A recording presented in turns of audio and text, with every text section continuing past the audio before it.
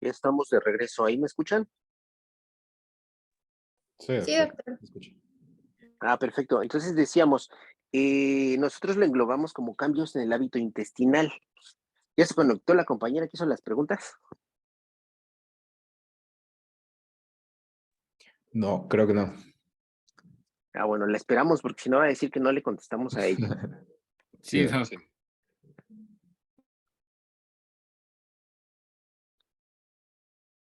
Bueno, vamos retomando y ahorita terminamos de contestar su pregunta o lo retomamos en lo que se conecta. Entonces les decía, esta patología tiene múltiples sinónimos, como 20 seguramente por ahí, si le rascamos o inclusive hasta más. Como bien lo mencionaban también en la ponencia, es un diagnóstico por descarte. Es importante descartar que no tenga otra patología. Una de las principales patologías que da como síntoma el intestino irritable es el cáncer de ovario. ¿A qué me refiero? Hay pacientes femeninas, jóvenes, que engloban dentro del grupo que estamos viendo la patología, que puedan tener un tumor de ovario y que pueda manifestarse de forma inicial como único síntoma como colon irritable, como síndrome de intestino irritable. De ahí que decíamos es un diagnóstico por descarte. Cuando nosotros tengamos pacientes que tienen larga evolución, más de 3 meses lo mencionábamos, que probablemente ya acreditaron en los criterios de Roma para el diagnóstico, tenemos la obligación de descartar alguna otra patología. ¿A qué me refiero? Tenemos que empezar a hacer estudios de imagen, sobre todo una adecuada anamnesis que no nos refiere a alguna otra patología. O sea, por ejemplo, eh, se me ocurre datos de oclusión intestinal, ¿no? Que ya lo vimos y pudiera ser muy sugestivos. Por ahí veíamos hernias abdominales, tumores palpables en el abdomen. Cuando tengamos esa evidencia, pues ya nos estamos enfocando hacia otro diagnóstico. Si no tenemos y aún así seguimos con la incertidumbre y decimos el paciente puede tener síndrome de intestino irritable y los síntomas son muy severos, o sea, diarreas muy severas, constipaciones muy severas, tenemos que ir a descartar con estudios de imagen, ultrasonido ya pélvico o inclusive una tomografía, descartar que la paciente no tenga nada. El siguiente esquema en el escalón es hacer inclusive una colonoscopia. Esto con toma de biopsias, por lo mismo. Ya vamos a ver ahorita colitis inespecífica, que es el siguiente tema. Entonces tenemos que descartar que no sea un inicio de esta patología o que no esté empezando en sus primeras fases. Si después de hacer todos los estudios encontramos que el paciente no tiene nada, descartamos todas las patologías, entonces ahora sí ya nos quedamos, por eso es por descarte, con síndrome de intestino irritable o colitis. Y en ese punto es que ya podemos iniciar nuestro tratamiento, pero ya teniendo la certeza de que no tiene otra cosa el paciente. Recuerden, este punto es muy importante. Una patología que da este síntoma es tumores de ovario, ¿sale? Cáncer de ovario, se manifiesta por esto. De hecho, así como ahorita estamos en el mes del cáncer, hay un día específico del cáncer de ovario y muchas pláticas son relacionadas con esto porque se pasa desapercibido. O sea, nos llevamos así, paciente tiene colitis, colitis, colitis, colitis, y cuando nos damos cuenta el cáncer ya está muy avanzado, ¿sale? Entonces, ese es el riesgo. Retomando lo que decía su compañero,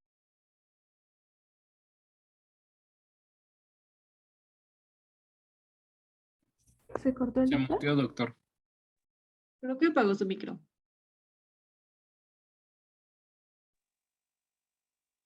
ahí estoy. Ahí estoy de vuelta. Sí, doctor, ya lo escuchamos. Sí, doctor. Ok, les decía, retomando lo que preguntaba su compañera. Entonces, muchas veces es sintomático, muchas veces en menos de 3 meses podemos descartar.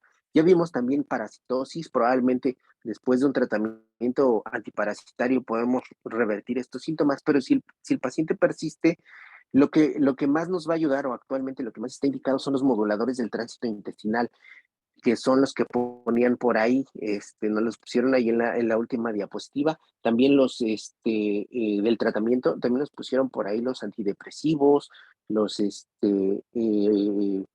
inhibidores de la recaptura de serotonina. Ahí los tenemos como antiespasmódicos. Como tal, no son antiespasmódicos, son más bien moduladores del tránsito intestinal.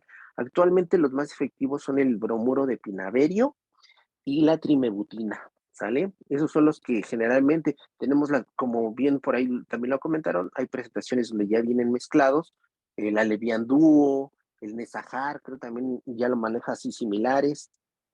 Son medicamentos que contienen bromuro de pinaverio y algunos con formadores de bolo fecal. Esos son los que iniciamos normalmente y han tenido muy buenos resultados, pero esa es la terapia inicial.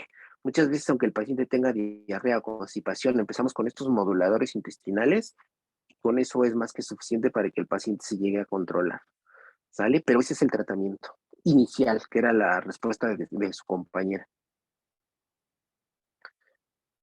Y obviamente esto va acompañado de lo que también mencionaban, alguna terapia ocupacional, alguna disminución del estrés, alguna actividad física, todo esto nos va a ayudar. Tampoco se trata, como nos dijeron, de quitar todos los alimentos que existen, porque pues no se trata de eso. Más bien tenemos que controlar este intestino sin precisamente alterar todo la ingesta de alimentos, ¿sale? ¿Alguna otra duda, pregunta al respecto? Una última, doctor. Y este tratamiento únicamente se da por los periodos que tienen síntomas, ¿verdad? Porque creo que también puede ser eh, momentáneo o recidivante, entonces únicamente se da cuando tienen síntomas. No, no hay un tratamiento como específico de seguimiento, aunque no presenten síntomas en ese preciso momento. Exactamente, solo es sintomático y solo es momentáneo. Muchas veces a mí me gusta dejarles los tratamientos 2 meses y en esos 2 meses el hábito intestinal readquiere su ritmo habitual y después de eso se los suspendo. Generalmente tienen buen resultado. Si no los dejo descansar igual 1 o 2 meses y nuevamente lo volvemos a retomar el tratamiento. Y ya más de eso es difícil que el paciente vuelva a recidivar sobre lo mismo, pero hay que trabajar la otra parte, la cuestión emocional, o sea, una actividad física, lo que les decía, algún deporte, alguna terapia ocupacional, también la parte psicológica es importante, pero después de eso ya, tampoco es un tratamiento que sea de por vida, o sea, no es que el paciente vaya a estar toda la vida, pero sí lo puede llegar a retomar cuando vuelva a tener, digamos, una recaída de los síntomas, ¿sale? Pero es importante irlo alternando, educar al paciente también sobre el comportamiento de su intestino y el manejo de sus emociones, estrés, todo este tipo de cuestiones que implican esto. Esto también fue un tema un poquito recurrente en la pandemia, ¿no? O en la pospandemia. Generó mucho estrés, entonces de repente teníamos muchos pacientes que manifestaban esta patología, ¿no? Obviamente, pues ya pasó un poquito más lo de la pandemia y el estrés y pues disminuyó esta incidencia. ¿Alguien más? ¿Dudas? ¿Preguntas?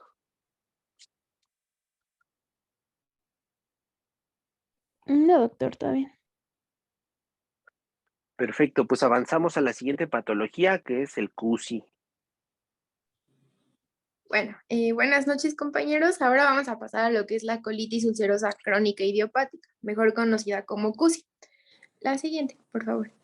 Bueno, para iniciar hay que tener en cuenta que esta enfermedad va a pertenecer a lo que es la enfermedad inflamatoria intestinal.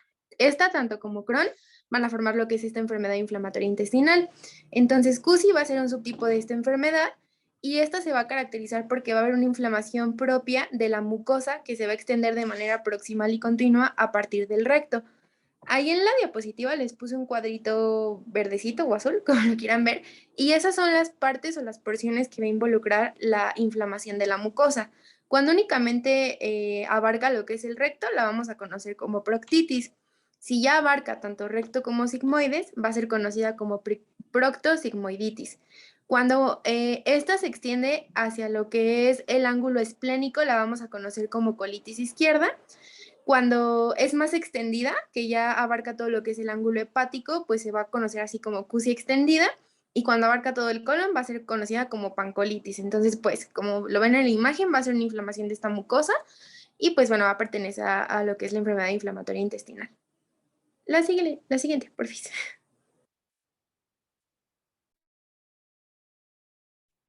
Muy bien, por parte de la epidemiología, vamos a ver que esta patología tiene una incidencia mucho mayor en lo que son las regiones de Europa, el Reino Unido y sobre todo en Estados Unidos. También del artículo que consultamos, que prácticamente son guías del consenso mexicano, se menciona que hay un aumento desde los últimos 20 años en lo que es la incidencia en América Latina, mostrándose un pico de incidencia, principalmente en lo que son los 20 y los 40 años, siendo mayor entre el periodo de los 30 a los 40, con un 37.5% de acuerdo a sus estadísticas, y otras literaturas nos mencionan también el pico de incidencia de un aspecto bimodal. Esto quiere decir que, aparte del pico de edad que se puede dar entre los 20 y 40 años de edad, se ha visto que puede llegarse a presentar la patología en pacientes con 60 años, que ya es una edad un poco más tardía, pero también pues, se han reportado. Con respecto a la presentación entre hombres y mujeres, hay literaturas que muestran que realmente es muy parecida entre uno y otro, y hay otras que nos marcan una ligera desviación hacia la afección mucho mayor en lo que son los hombres que las mujeres. Entonces son como los puntos a tener en cuenta con respecto a la epidemiología de CUSI. Bueno, en cuanto a su etiología, se menciona que es una etiología desconocida, realmente no hay como un factor o algo que nos relacione directamente lo que es el CUSI. Pero bueno, en varias bibliografías encontré que prácticamente está asociado con la genética. Aquí se mencionaba que pacientes que han tenido familiares, sobre todo de primer grado, con enfermedad inflamatoria intestinal, ya sea Crohn o CUSI, estos pues van a tener una mayor predisposición para poder padecer CUSI. Entonces, en cuanto a la genética, se mencionaba que puede estar afectado tanto el cromosoma 12, el cromosoma 6 o puede haber una afectación en el HLA2. También se mencionaba que en Latinoamérica está relacionado con lo que es la dieta, ya que esta pues es alta en hidratos de carbono y grasas, pero pues también es un factor como que no es muy cierto. Lo que sí se reporta y que tiene como que fundamentos, por así decirlo, son los factores protectores. Se menciona que una persona fumadora, o sea, a comparación de una persona que nunca ha fumado o que dejó de fumar, el tabaco va a ser un factor protector. Ahorita vamos a ver un poquito la fisiopata y en el cuadro clínico se los voy a explicar. También se menciona que pacientes con una apendicectomía previa también van a tener este factor protector para CUSI y la lactancia, porque pues se mencionaba que prácticamente aquí en la lactancia pues va a haber como un refuerzo inmunológico hacia, pues sí, ¿no? Hacia el bebé, y esto lo va a proteger del CUSI, ya que pues igual se ha encontrado otra teoría que pues parte de esta afectación inmunológica, tanto como la genética, son prácticamente pues los que van a dar la fisiopatología de CUSI.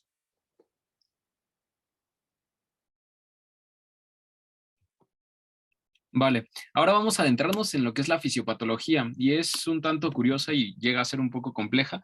La mayoría de los textos pues la abarcan en este sentido, y vamos a abordarla en el sentido de que es una enfermedad, para entenderse de manera más adecuada, multifactorial, donde van a englobar diferentes factores importantes, entre ellos pues lo que es el factor genético propiamente, el ambiente, donde también incluiremos a lo que es la propia biota intestinal, y el aspecto inmunológico, que este es un mecanismo sobre todo muy importante, y que por ahí hay autores que también llegan a mencionar con respecto a que podría asociarse a la presencia de un proceso de inmunidad debido a que se encuentran ciertos anticuerpos específicos como los PANCA, que son los anticuerpos anticitoplasma de neutrófilos con un patrón perinuclear. Pero bueno, en este punto hay que tener en cuenta que el pilar que más se aborda o la teoría que más apoyan sobre todo en este aspecto de la enfermedad es un sistema inmunológico que está alterado con respecto a la microbiota propia del individuo y con factores genéticos susceptibles para el desarrollo de la enfermedad. Esta pauta o esta oración es un criterio que todos toman en el sentido para mencionar que es una enfermedad de tipo multifactorial. ¿Por qué? Porque incluso en el factor genético se ha llegado a encontrar que hay más de 200 alelos en lo que son individuos caucásicos, y como ya les estaban mencionando, acerca de ciertos genes y sobre todo relacionados con lo que es el antígeno leucocitario humano. Esto porque tiene mucho que ver con la relación de la presentación antigénica que ahorita les explicaré en la imagen de la derecha. Entonces esto es importante, además de mencionar que hay una importante agregación de esta patología, sobre todo en familiares de primera línea. ¿Qué quiere decir? Que se va a presentar más si un familiar de primera línea está asociado. ¿Quiénes son estos? Pues hermanos, padres e hijos. En ese sentido es como más se puede encontrar esta disposición o presentar la enfermedad. En el aspecto ambiental, ya les mencionaban un término importante anteriormente, el cual era el proceso de disbiosis, que esta disbiosis es propiamente la alteración de los microorganismos que se encuentran en la biota, generando que hay un desbalance y se generan un poco más de microorganismos patógenos, y no solamente patógenos, sino que generan un proceso proinflamatorio. Esto a su vez puede generar pues distintas complicaciones, ya no solamente el aspecto de que se da esta disrupción de la biota, sino que puede afectar a la propia barrera inmunológica. Y un aspecto muy importante donde ya recalcamos es en esta porción del sistema inmunológico. Y es que una de las teorías más fuertes apoyadas también en este sentido, aparte de todo lo que les he mencionado, perdón si se escuchan mis perritos, están ladrando, en este sentido del aspecto inmunológico es que hay un aumento de la sensibilidad de lo que es el propio intestino para estar reaccionando ante ciertos estímulos patógenos.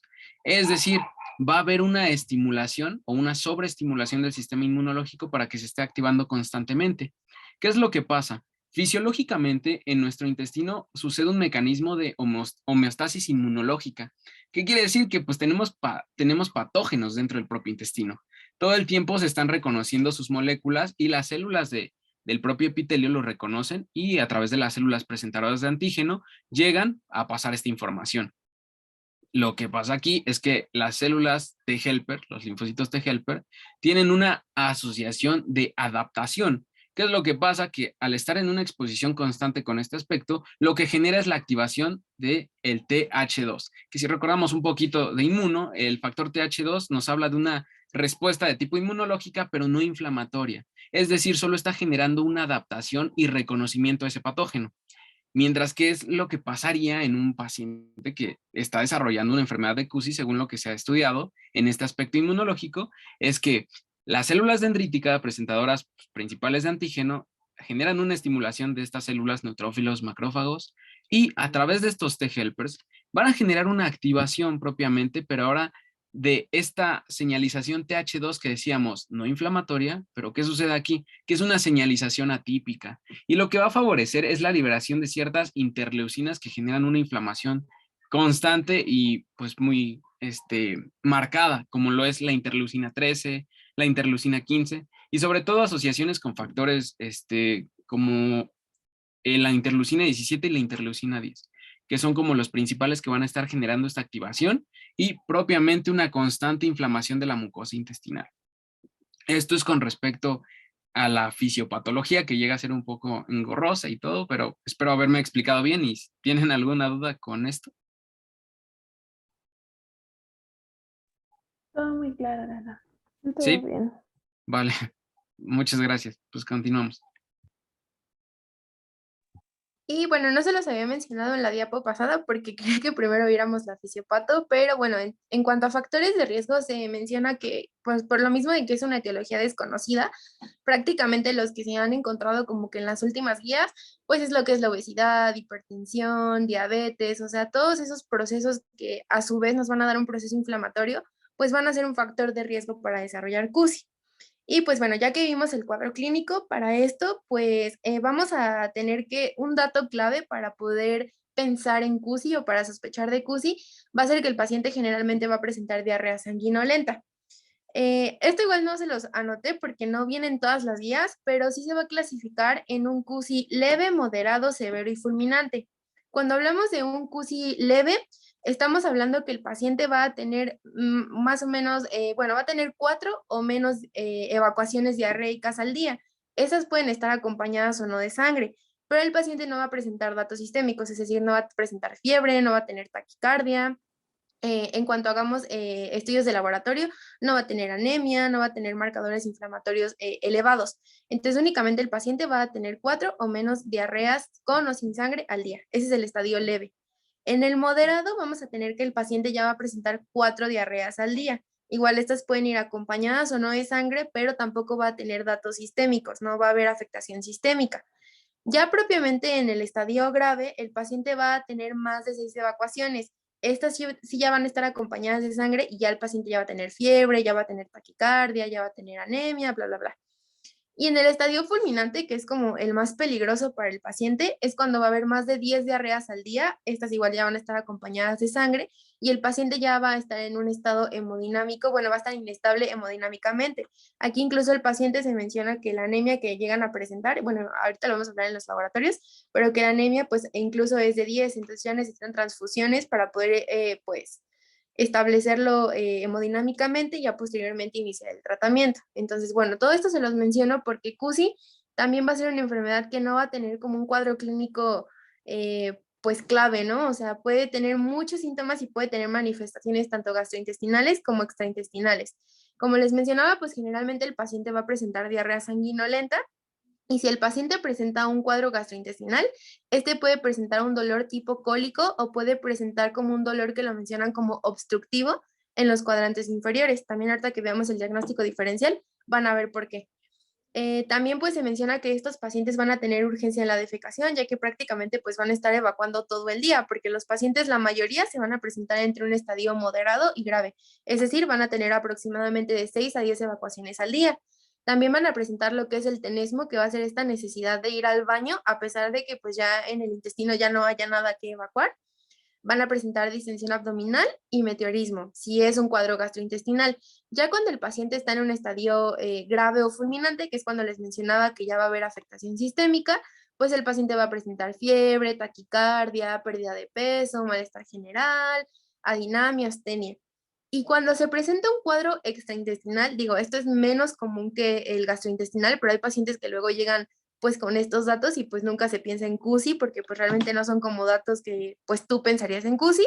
Pueden ser manifestaciones articulares. Aquí los pacientes pueden llegar con una artritis colítica o pueden llegar con espondilitis anquilosante y esto pues va a ser propiamente del cuadro de CUSI porque como vimos pues parte de la inmunología es lo que nos va a dar estos cuadros extraintestinales. También se pueden presentar cuadros dermatológicos, estos ya son menos comunes. Los más comunes de los extraintestinales son los articulares. Posteriormente siguen los dermatológicos, que aquí el paciente puede presentar eritema nodoso o pioderma gangrenosa. En las manifestaciones oculares, tampoco, estas no son muy comunes, se mencionaba que se presenta más o menos del 5 al 7%, que puede presentar conjuntivitis, uveitis o hiposcleritis. Y los hepatobiliares, que estos también, bueno, son los menos comunes, del 1 al 2%, puede presentar lo que es la pericolangitis o una colangitis esclerosante. Pero pues bueno, todo esto, el paciente puede presentar esto y no tener cuadro gastrointestinal y pues, o sea, va a ser súper difícil poder diagnosticar CUSI, ¿no? Por lo mismo. Pero bueno, aquí lo que les mencionaba, el dato como que más importante va a ser la diarrea sanguinolenta. La siguiente, por favor. Ay, bueno, aquí les puse esta imagen que pues me pareció muy bonita. Es un flyer, al rato se los mando al grupo, que es así como súper básico, ¿no? De qué es CUSI. Y pues bueno, ¿no? Nos menciona que va a haber sangrado, puede llegar a haber úlceras, inflamación intensa recurrente y pues los síntomas que les mencionaba. Obviamente estos síntomas que menciona, pues son síntomas gastrointestinales. Lo de la diarrea abundante, que generalmente va a ser sanguinolenta, puede haber malestar y fatiga si es que está afectando pues ya sistémicamente al paciente o fiebre y pues bueno, va a haber pérdida de peso por estas evacuaciones tan constantes que va a tener el paciente. Y bueno, el dolor abdominal que generalmente es tipo cólico. La siguiente, por favor.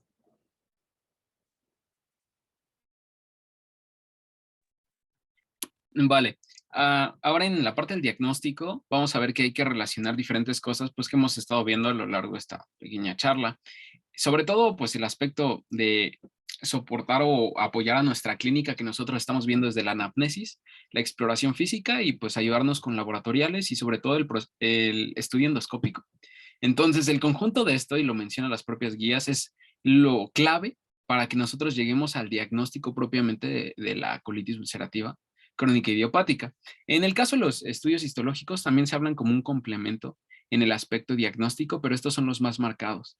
Con respecto a la clínica, pues les acaban de mencionar pues, diferentes cuadros que pueden aparecer más bien en los pacientes y que estos ya pueden ser bien de tipo gastrointestinal o extraintestinal, como el dolor de articulaciones o esta afección a nivel ocular, etc. También, pues bueno, con respecto al dolor, como decían, puede ser en los cuadrantes inferiores, se asocia mucho al cuadrante inferior izquierdo, esto debido a que la presentación de CUSI se reserva muchísimo a lo que es la porción de colon, y sobre todo tiene un debut inicial en un 35% más o menos de lo que es una proctitis o una proctosigmoiditis, como les explicaba anteriormente.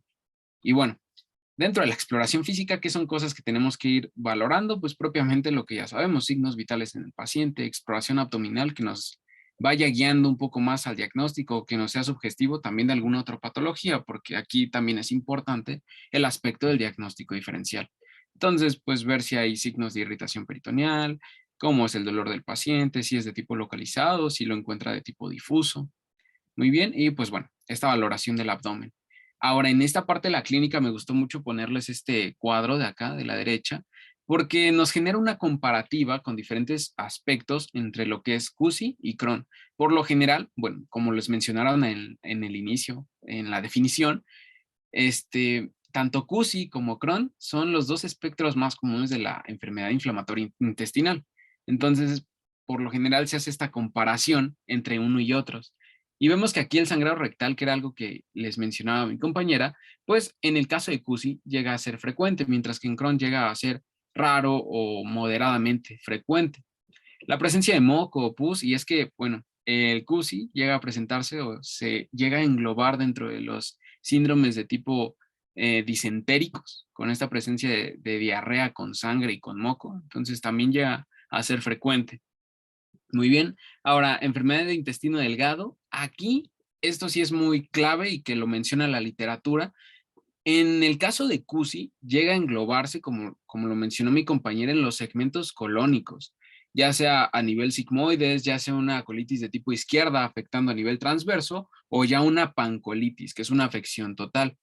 Pero, ¿qué es lo que pasa? Rara vez, o más bien no se afecta el intestino delgado en lo que es CUSI. ¿Qué sí puede pasar? Lo que ahí les mencionan, la ileitis por reflujo. Y esto es a nivel de una afección por el paso del proceso inflamatorio a través de la válvula ileocecal, afectando a nivel del ileón distal. Esto es lo que se puede llegar a encontrar. Muy bien. Y bueno, afección gastrointestinal alta, vemos que en el CUSI no hay, en comparación con Crohn sí llega a aparecer. Más abdominal no llega a ser frecuente, enfermedad perianal tampoco. La asociación con la pérdida de peso puede llegar a ser leve en los pacientes que presenten CUSI, igual como el retraso de la talla y puberal.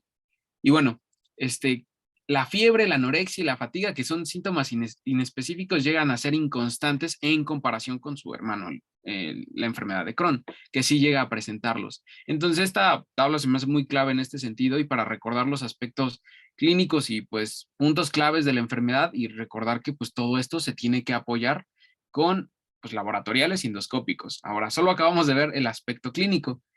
¿Qué es lo que tenemos que evaluar a nivel de los estudios laboratoriales? Bueno, aquí en este punto mencionamos diferentes estudios que pueden llegarse a ver alterados y que son útiles para la evaluación del paciente. Biometría hemática en caso que el paciente pueda llegar a tener un proceso crónico, incluso un proceso de anemia. Lo que es los reactantes de fase aguda, perdón, como lo que es la velocidad de sedimentación globular y la proteína C reactiva, se mencionan que nos lo podemos asociar con la fase activa de la enfermedad, pero recordamos que estos son reactantes pues muy inespecíficos y que se activan por cualquier proceso inflamatorio. Por lo tanto, no nos hablan propiamente de una inflamación intestinal, sino que nos pueden hablar de una inflamación en cualquier lado que encontremos. Aspecto para valoración nutricio, como lo es la albúmina, el hierro y ferritina, como lo mencionábamos, y sobre todo aquí, el examen coprológico es importante en el sentido de los cultivos. ¿Por qué? Pues porque se puede hacer el diagnóstico diferencial, sobre todo en pacientes que a lo mejor estén presentando, perdón, una enfermedad de tipo infecciosa a nivel intestinal. Por lo general, el microorganismo que se puede llegar a aislar y que más frecuentemente se encuentra llega a ser Clostridium difficile. En este sentido, también es importante pues generar este diagnóstico y vemos cómo vamos descartando ciertas patologías hasta llegar a este. Y bueno, como les mencionaron, la calprotectina, perdón, fecal también es un reactante de fase aguda, pero tiene un aspecto más específico y se dice que tiene hasta un 84% de valor predictivo positivo a que el paciente esté presentando una inflamación, pero a nivel intestinal.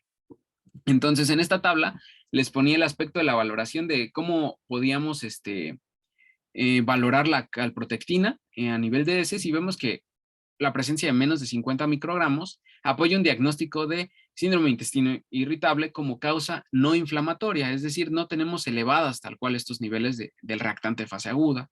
Si lo encontramos de 50 a 100, podemos valorar que es un bajo nivel de actividad inflamatoria en el tracto gastrointestinal y se recomienda una prueba a las 4 o 6 semanas de repetición porque llega a ser inconcluso.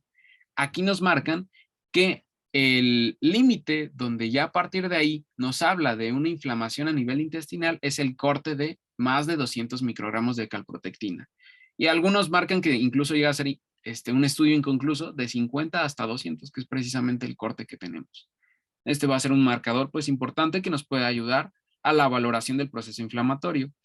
Y bueno, aquí les ponía esta tabla de actividad de la enfermedad de CUSI, que también es un aspecto importante a tener en cuenta, y valoramos pues diferentes aspectos, como las deposiciones que ya les mencionaba anteriormente, mi compañera, el aspecto de si presenta temperatura, alteraciones en la hemoglobina y los reactantes de fase aguda, dividiéndolo en un aspecto leve, moderado y grave, aunque en las guías, como ya lo mencionó, llega a desglosarse un poco más.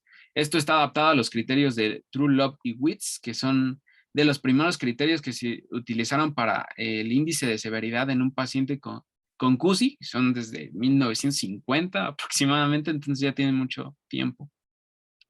Y bueno, eso con respecto a los laboratoriales. Y llegando a esta parte de la endoscopía, bueno, hasta aquí no tienen ninguna duda, por si acaso. Está bien. Vale, perfecto. Bueno, nada más preguntita rápida. En este aspecto de la endoscopía, pues vamos a ver que una ileocolonoscopía suele ser de elección para lo que es el diagnóstico y la extensión de la enfermedad. Esto es muy importante para la valoración del propio paciente, puesto que vemos que forma parte de nuestro triplete diagnóstico que nosotros necesitamos hacer para llegar pues, propiamente pues sí, al final de este diagnóstico per se. Bueno, las recomendaciones que se suele mencionar en las guías, que se realice antes de comenzar cualquier tratamiento. Les van a mencionar acerca de los tratamientos médicos con intervenciones de ciertos fármacos e incluso de un tipo escalonado. Esto pues para manejar el proceso inflamatorio que vimos desde el aspecto fisiopatológico. También si hay presencia de cambios iniciales, por ejemplo, proximales al borde anal, se recomienda ya realizarlo. Para una enfermedad activa severa, aquí se recomienda una evaluación pues, total de la región colónica en búsqueda de que si el paciente nos está dando una sintomatología muy severa de un proceso pues, de abdomen agudo, pues probablemente, bueno, primero que nada, si hay una víscera perforada, pues sería una de las indicaciones pues importantes, pero sobre todo para la valoración de qué tan avanzada está la enfermedad a nivel pues, del intestino grueso. Ahora, este es un punto importante porque es uno de los protocolos que se suelen mencionar, que es el de biopsias múltiples en 6 segmentos. Y estos van a ser en distintos segmentos, que aquí por eso les puse esta imagen para acordarme, que es la parte de valorar lo que es el ilion distal. Luego el ciego, el ascendente, el transverso, el descendente y la porción sigmoidea en relación a la ámpula rectal. ¿A qué se refiere el protocolo de biopsias múltiples? En estos 6 segmentos se sugiere hacer biopsias de 2 o más biopsias para la valoración. ¿Qué se suele encontrar aquí? Pues se puede llegar a encontrar un proceso de tipo inflamatorio, esto es a nivel microscópico, inflamatorio con afección de lo que es la mucosa y la submucosa. Aquí dato también puntual, rara vez afecta CUSI a nivel transmural, que afecte todas las capas. Suele afectar por lo general a la mucosa y la submucosa puede alcanzarla con estos infiltrados de neutrófilos y de basófilos que pues desatan un proceso inflamatorio. Y bueno, se dice que si hay duda en la valoración de la propia endoscopía, pues se puede repetir como recomendación.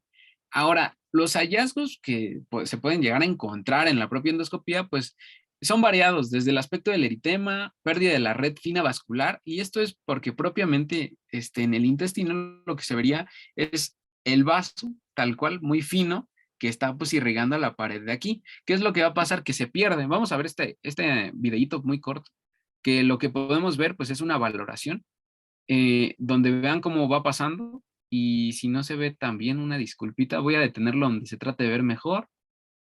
Hay más o menos, bueno, no del todo, pero ¿qué es lo que tenemos aquí?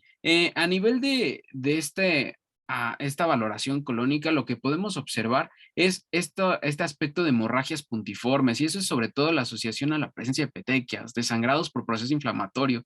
Se llegan a ver ciertos rebordes y cierta infiltración a nivel de la pared que nos reporta pues una presencia de edema propiamente por el mecanismo que se está desarrollando.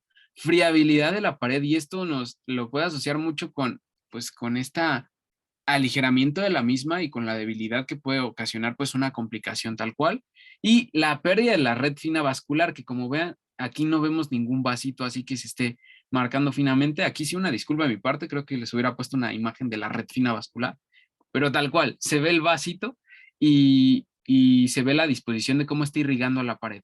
Aquí lo que vemos es que todo está difuso y un aspecto granulado. Eso es lo que generalmente se puede llegar a encontrar. Y pues disculpen si el video se ve más o menos así, pero creo que a lo mejor también influye el internet. Pero bueno, aquí vemos el enrojecimiento, el marcado de eritema, sobre todo estas zonas petequiales y pues toda esta lesión. Es un segmento de una endoscopía. El link se los dejé también en la diapositiva para si la quieren ver completa. Son 22 segmentos de la valoración. Pero aquí me gustó porque les podía enseñar estos hallazgos a nivel macroscópico. Microscópico, pues histológico y con las biopsias que se realizaron.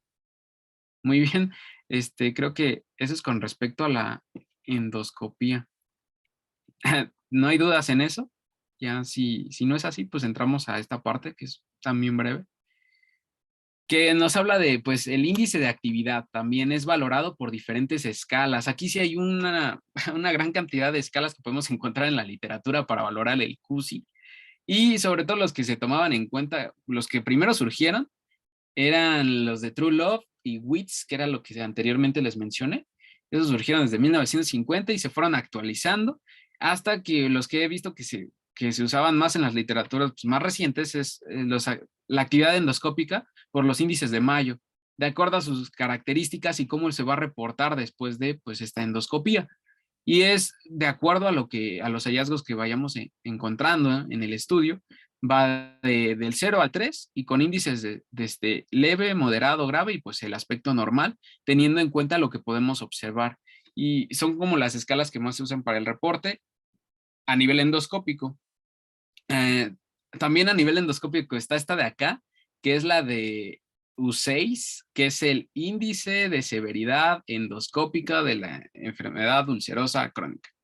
Entonces, este es también a tomar en cuenta, toma los patrones vasculares, el sangrado y las erosiones de las úlceras con sus diferentes puntajes. Y bueno, aquí traen la definición, que no se las quise quitar para que pues también les fuera útil de cómo se genera este reporte de la endoscopía. Y ya por último, para no agobiarlos tanto, pero era lo que se mencionaba también en las guías, pues el aspecto de la actividad histológica y con criterios de Riley. Esto es para las características propiamente microscópicas, que es el infiltrado que yo les mencionaba de tipo inflamatorio, que es muy característico. Y otro dato que se me estaba olvidando, el borramiento de lo que son las criptas de Leeuwenhoek, que es también a este nivel intestinal. Es otro de los datos que se suele relacionar con CUSI. Muy bien, y bueno, espero que no haya ninguna duda. Ahora sí, continúo. Bueno, en cuanto al diagnóstico diferencial, les mencionaba que pues va a ser muy amplio por el cuadro clínico que presentan los pacientes. Se puede relacionar con infecciones. Hay que hacer un diagnóstico diferencial, sobre todo con lo que es la amibiasis, que ya lo vimos, la shigellosis y Yersinia. También se puede realizar un diagnóstico diferencial con una colitis isquémica. Igual dentro de esta parte se mencionaba que dentro de las primeras causas o los principales diagnósticos diferenciales es con una colitis ulcerosa indiferenciada, que esto lo mencionan cuando tenemos una enfermedad inflamatoria intestinal, pero no está bien determinada si es Crohn o si es CUSI. Entonces, cuando no la pueden determinar bien, la mencionan como indiferenciada y ya posteriormente, pues de acuerdo a los datos histológicos, ya podemos determinar si fue CUSI o Crohn. También el cáncer colorectal, no es muy frecuente, se presenta de un 3 a 5% en los pacientes, pero pues también para eso es la toma de biopsia, para poder pues, descartar lo que es una neoplasia. También con la colitis colagenosa y el síndrome de colon irritable, como lo acabamos de ver, pues se puede llegar a tal vez a confundir, ¿no? Con las evacuaciones o, bueno, ya nos mencionó el doctor que no presentan sobre todo dolor, pero en la bibliografía se mencionaba que el dolor tipo cólico se puede llegar también a confundir con el colon irritable, pero bueno, aquí lo importante, como ya les mencioné, es que generalmente las evacuaciones van a ser sanguinolentas y pues bueno, puede presentar otros datos sistémicos. Entonces, estos son como que